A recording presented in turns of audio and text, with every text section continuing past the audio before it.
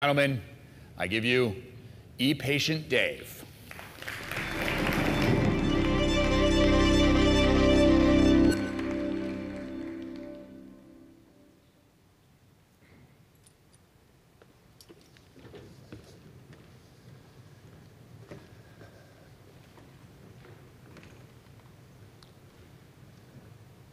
I have to say, it's an amazing and improbable thing that I'd be standing here addressing people at Mayo Transform. I'm a classic example of somebody who knew nothing and cared nothing about healthcare until I had one of these, what I call, and now I care moment. And I was a high-tech geek. I worked in high-tech marketing outside Boston. I liked Excel spreadsheets and things like that. And then all of a sudden, the world changed. And I'm going to start by saying something that is a little bit out of the norm for this conference. It frankly is a disappointment that I wasn't included in the rabble-rousers because that's my reputation. But what I'm going to say is I like doctors because they saved my life. And I'm going to talk a bit about that. But I'm also going to talk about participatory medicine, which is a new approach to medicine. John Hockenberry happens to be a perfect example of a participatory patient long before the term was ever invented. But that's kind of the point. Some people think this is new and improbable, but it's not. It's been going on for ages. I'll explain in a moment what ePatient Dave means. When I decided to go into speaking and advocacy in healthcare, I knew I needed a brand because I'd been a marketing guy, so I picked ePatient Dave. That's my Twitter name, Facebook. You Google ePatient Dave, you'll find nobody but me. Now, the term was coined by this Dr. Tom Ferguson, who died in 2006. I never met him. And he saw that when the internet came along, it changed everything about what individuals were capable of contributing to healthcare. And he came up with this term. Those are some of his followers and the people he spotted doing this. ePatients are equipped, engaged, empowered, enabled. And after his death, his team finished this document that's on the ePatients.net website called the ePatient White Paper. My wife's a veterinarian. She looked at it. She's not involved in business. She said, it's got a black cover. Why is it called a white paper?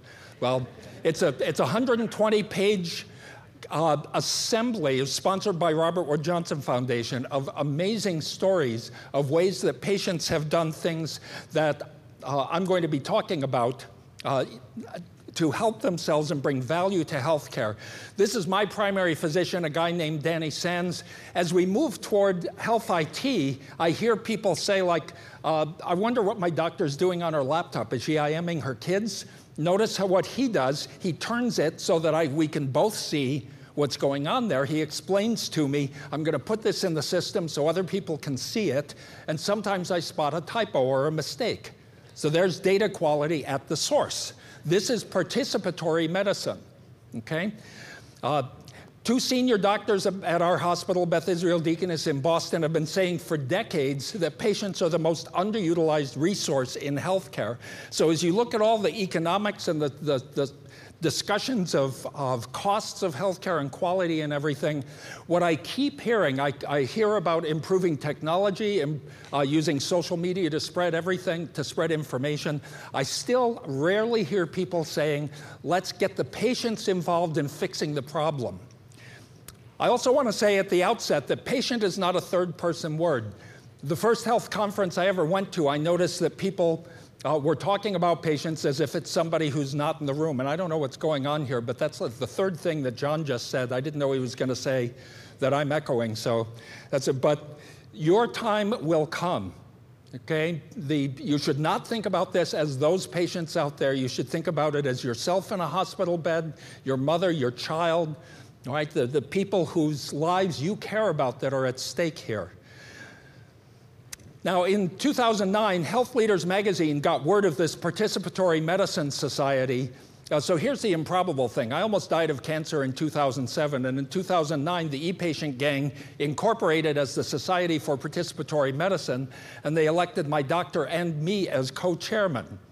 So I went from almost dead to being co-chairman of a medical society in 2 years, which is not an outcome that you can categorize easily. And they sent a photographer to do what I thought would be a headshot photo, but unfortunately, I would have worn a different shirt. You can tell this was early in my advocacy days. But this is kind of the point. This is a middle-aged slump sitting at home in front of his bookshelf, right, looking stuff up on the internet. That's what this is about. And the Health Leaders magazine, not me, if I'd hired a PR firm to do this, or Lee Azzi, I would have said, man, this is fabulous stuff. But the editors of Health Leaders magazine ran a cover story, The Patient of the Future. And that was 2 years ago. Now, every year, they have a series of 20 people who make healthcare better in December. And in 2009, number 1 was Atul Gawande. Number 2 was Dean Kamen, the Segway guy with his robotic limbs. And much to my amazement, number 3 was me in that stupid shirt. And number 4 was my doctor, because they correctly saw. I had no way of seeing that this was going to unfold in this way.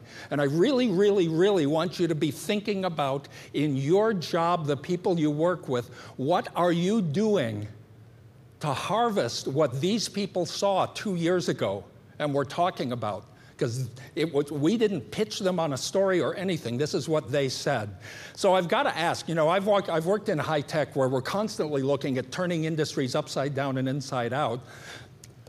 So we're always looking for leading indicators. Me, am I an indicator of the future? So I thought, well, I've been online since 1989 on CompuServe, and in 2009, the Pew Internet and American Life Project said 83% of US adults were online.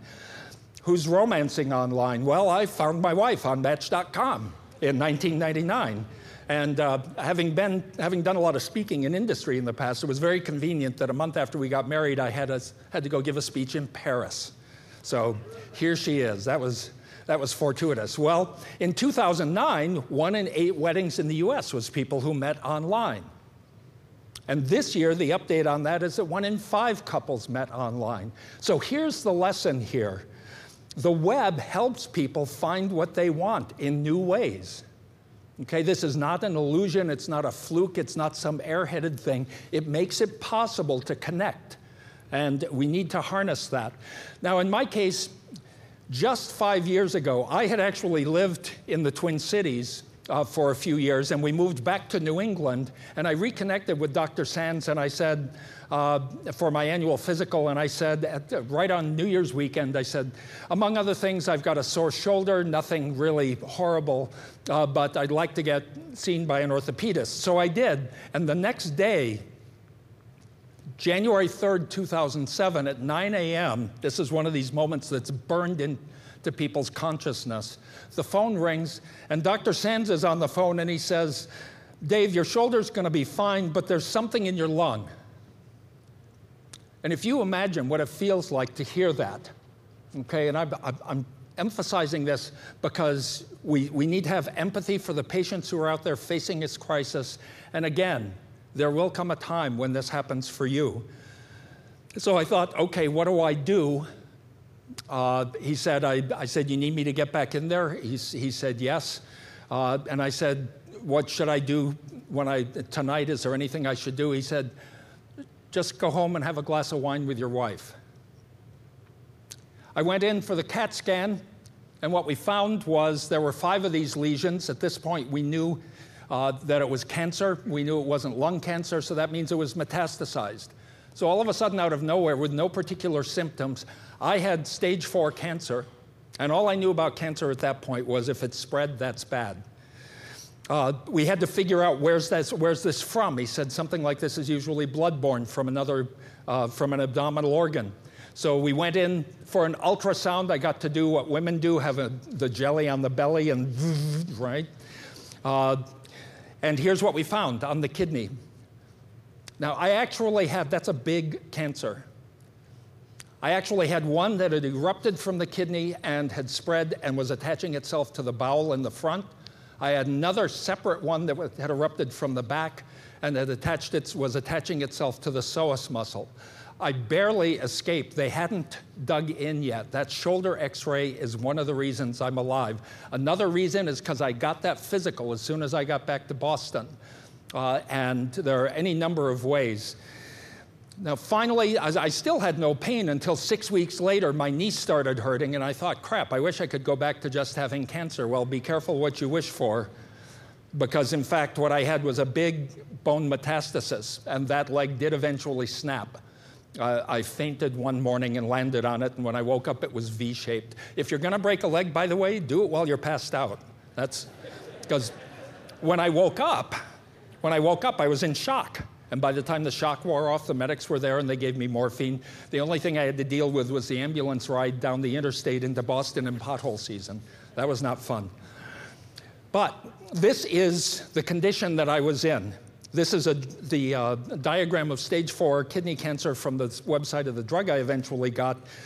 Amazingly, there's that thing in my lung and there's that thing in my leg. And I had one in my skull. And then for extra measure, it turns out I also had these ones, including, if you look at the head again, just before treatment started, I had what I thought was a cold sore in my tongue, but it was kidney cancer. And I learned that only the most aggressive cancers grow in muscle tissue. And that's what I had. As soon as we knew it was kidney cancer, well, I was able to score the disease, and what I read was that my median survival was 24 weeks. I woke up that morning thinking, what am I doing sleeping? I woke up at 1 in the morning, looking at the ceiling of my bedroom, wondering, what's the weather going to be like on the day of my funeral?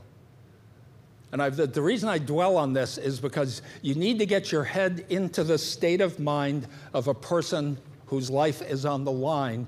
Some people are ready to give up, but some people really want to help. And I want us to find ways to harness that drive. It may not be the patient themselves. It may be a proxy in their family or friends, their community circle. I pictured my mother's face on the day of my funeral. What's that going to be like? My father's funeral was just a year and a half earlier. I sat down with my daughter, who had just graduated from college, and her boyfriend. And I explained the situation. It's a rough conversation to have. But I ended by saying, look, you guys, I don't want you to get married prematurely just so you can do it while Dad's still alive. And then we get to work. Well, my doctor prescribed ACOR. My doctor sent me to a patient community on the internet. Of all amazing things. Some people go, oh, he did what? But look what happened. This is a plain old listserv. This is low-tech, plain text emails, no attachments, no nothing. Then they told me, number one, this is an uncommon disease. Get yourself to a specialist hospital that does a lot of cases. There's no cure, but high-dosage interleukin-2 sometimes works. Usually doesn't, but sometimes it does. When it does, about half the time it's permanent. Ladies and gentlemen, 3 out of 4 kidney cancer patients are never told this stuff exists. And there are reasons for that. There are errors in the workflow by which new treatment information gets out into the databases. Look at this. This is coming from a patient community. The side effects are severe, they said. So when my time came to take it, you know what I did? I asked them, what's this going to be like? I got 15 first-hand stories. To this day, you can't find this information on any government-approved website. You can't find it on mayoclinic.com, et cetera, et cetera, et cetera. Patients know what patients want to know. This is really useful. I was saved by great doctors. When your time comes, you will go to look for the best doctors, and I bet you will also wonder, I wonder what else patients have found. They also said, don't let them give you any other treatment first. It'll reduce the odds of interleukin working. And by the way, here are 4 doctors in your area who do it, and their phone numbers. Woohoo! Now, as it happens, one of them was Dr. David McDermott at Beth Israel Deaconess. So I was already being steered in the right direction. But again, 3 out of 4 patients never even hear that the only chance at a cure even exists. Andrew Wagner, next doctor I love. This guy, laparoscopic surgery. I could not have survived if I'd had to have the open surgery where they cut out a rib and cut through the 4 layers. 5.5 hours barehanded, not a robot, barehanded laparoscopic surgery. He got all that junk out, pardon my technical term, and pulled it out intact in a baggie through a bikini scar. Just amazing. And then here, a year after my recovery, that woman is Megan Anderson, the orthopedic surgeon, who, when my leg shattered, scooped out, how the heck do you cut open a leg that's full of spilled bone cancer metastasis stuff, scoop it all out. I've got a steel leg now. There we were writing a year later in my hospital's cancer fundraiser. Amazing. Surgery and interleukin worked. There's that same tumor 50 weeks later. Just amazing stuff. And me being a data geek, of course, I was looking in my hospital's patient portal and copying the tumor sizes and making a spreadsheet out of it. I'm looking forward to when there are more user-friendly tools for this. But this is where we get back to the thing of this guy here being a leading indicator of what the future may hold. Now, here's a question. I'm an MIT graduate. I'm scientifically trained. I understand the scientific method. How can it be that the most clinically relevant information could possibly exist outside of academic medical centers? What's going on here that conflicts with our training? Because I have no interest in saying, okay, the internet is full of geniuses, go ask them, they'll tell you everything you need to know about vaccines, et cetera, et cetera. How can this possibly be? Again, we come back to this. Patients can connect. This is what Tom Ferguson, Doc Tom as he was known, foresaw. Patients can connect to information and each other and other doctors as well and bring new value to the care transaction. In his manifesto, he quotes Dr. Donald Lindbergh, the director of the National Library of Medicine, as saying, you know, when I was in medical school, I was told that a good doctor would read 2 journal articles every night to keep up to date.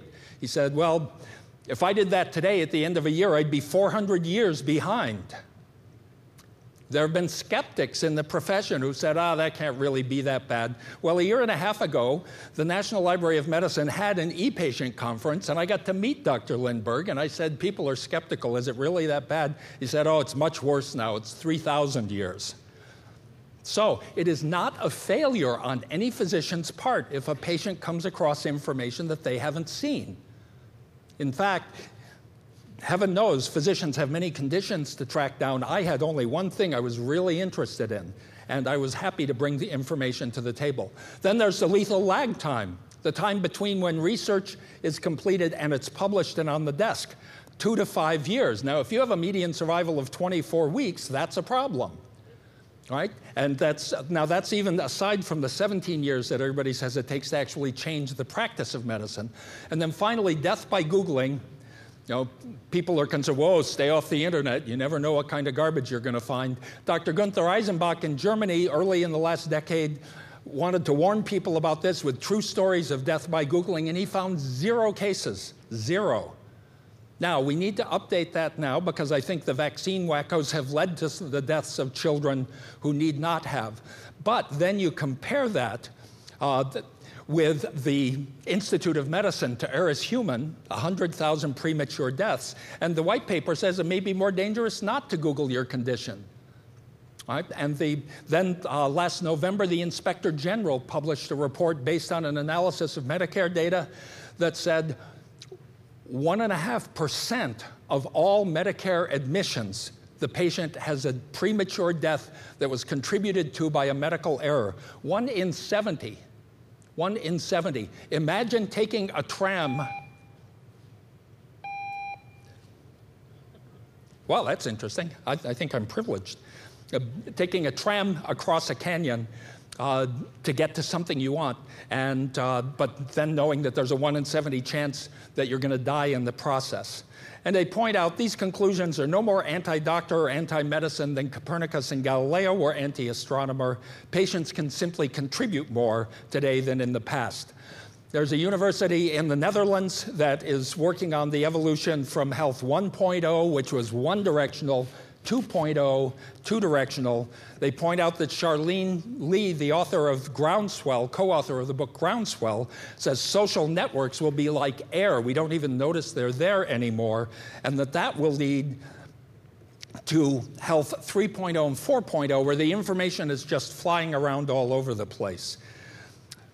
Coming near to the end, take my data, please. I want my medical records to be shared. To do their best, every professional, every factory worker needs to have the relevant information at the point of work. And yet, I still hear people in health IT saying, well, the patients really want that. Well, the Blue Button Initiative, started by the Veterans Administration, gave VA patients and now Medicare patients and now the entire Defense Department, and now some hospitals are starting to support this also, the ability to click this on the website and download their data.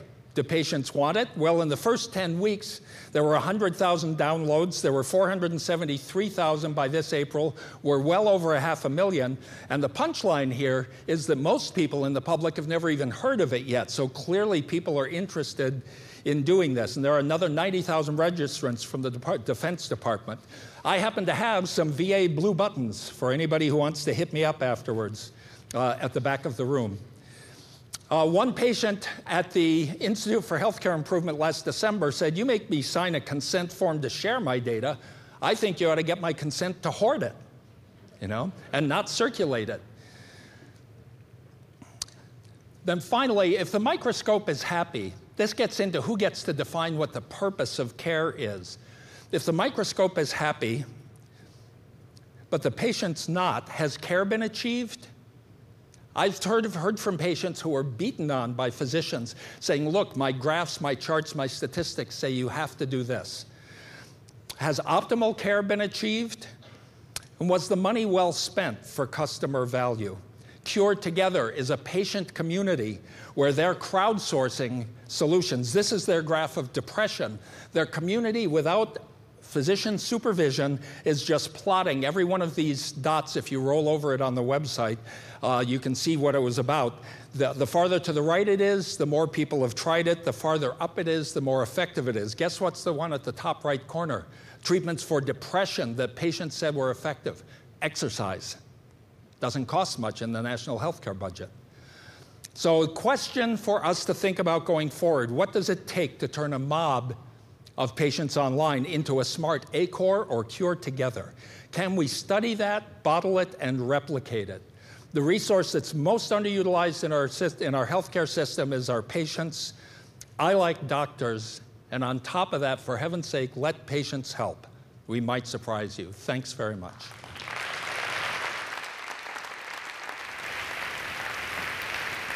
Stay here for a second. I promise I won't run over you. Ruthie, can you keep Dave's slides up for just a second? Okay? Dave, can you fast forward to the goofy shot of you in the shirt, please? Just for a moment. Just zap through if you can. I'll let you fiddle with that. Because, No, we want to go back to about number 4 or 5. 4 or 5. All right, we'll let that happen. Maybe Ruthie can make that happen. If we don't, we can certainly talk about the shirt without seeing it because it's that memorable, right? Yeah. So I think I sort of, yeah, there. Never share the spotlight with a pro. No, it's the other shirt. It's the other shirt. It's not. No, that's not the goofy shirt. No, that's not the goofy shirt. That's the one I'm wearing here. Well, they'll find it. There you go. There you go. That was the one. You were just at it. There we go. There we go. Okay. So this shirt saved your life.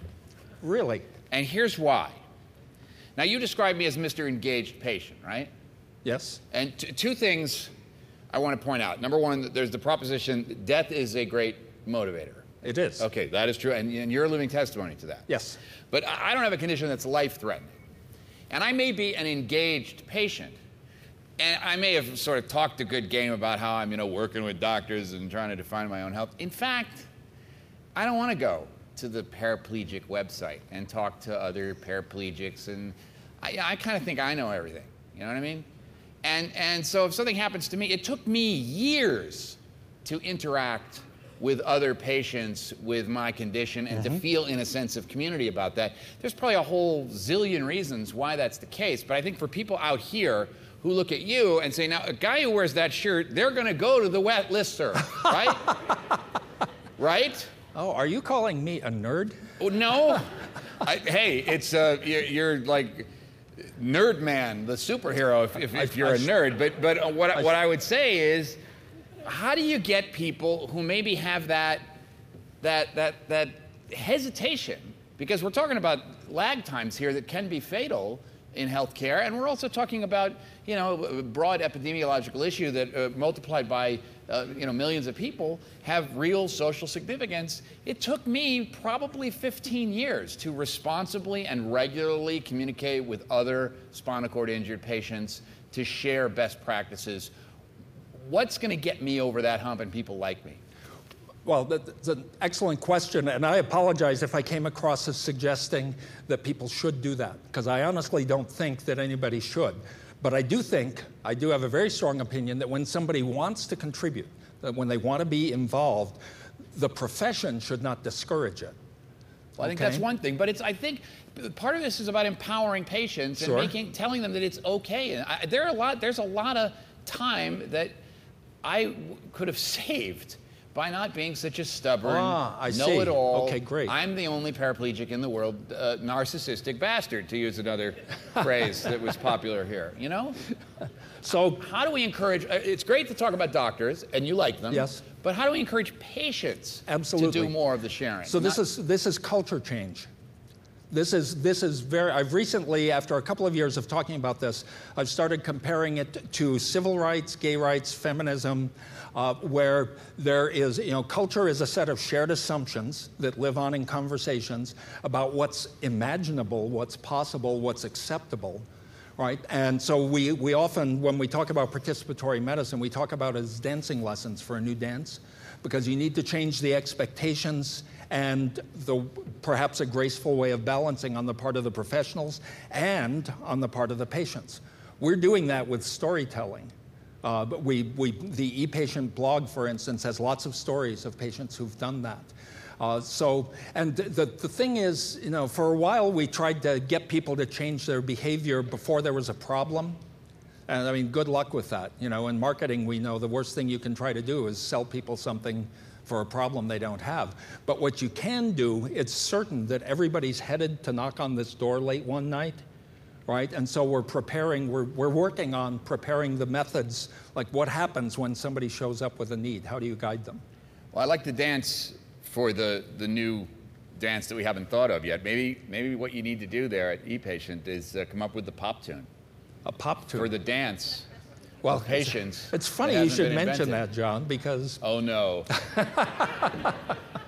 Oh, Lord. I gave a TED Talk in April in Holland, and I will not begin to reproduce the whole thing. Thank you for that. I did do a little clip of something that a health IT guy that I met on Twitter wrote, the ePatient rap. And all right, well, then you know what I'm talking about. I do. Thank you so much. Thank you.